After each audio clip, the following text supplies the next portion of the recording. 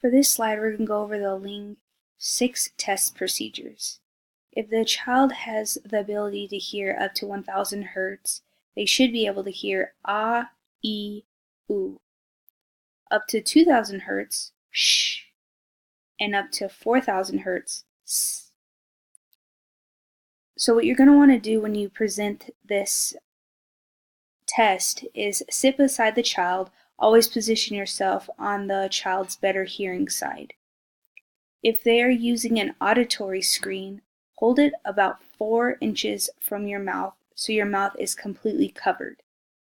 Using a normal speaking level, say each of the sounds so that they can be discriminated through listening alone.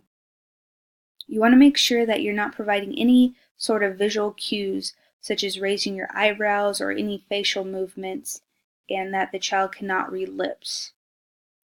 Each of the sound should be presented for about the same length without raising or falling in pitch.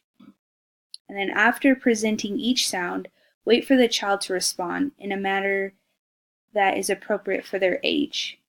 Present all 6 sounds at least 3 times in random order.